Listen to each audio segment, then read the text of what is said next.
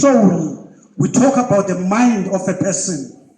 We talk about emotions, imizwa, ingqondo. We talk about the will.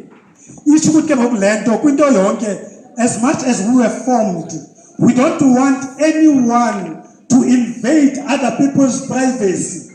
For example, if you invade somebody else's mind, that person must go to a psychiatric hospital because the person is traumatized, is under stress. So it is very important to protect our minds, to protect ingqondo. It is very important also not to do things out of emotions. Emotions. Imizwa. This is how I feel.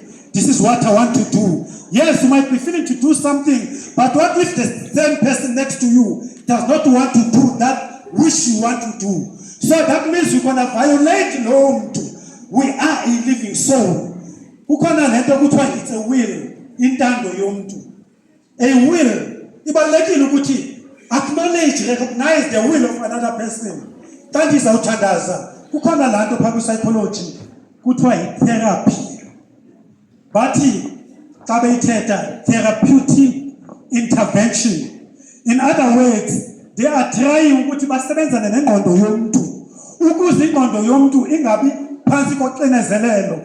there are people who coming out, I was an abuser, I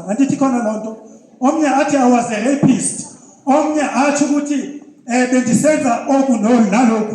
so that person sees many times gives a testimony that this is not a good space.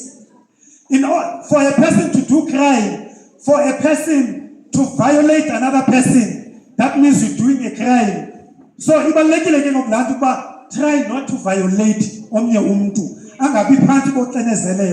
Can we close our eyes and pray?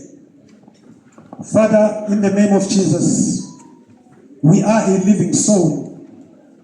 We have a will, we have emotions, we have the mind. We are praying, Father, that will help us in our community, with every stakeholder that will be partaking here.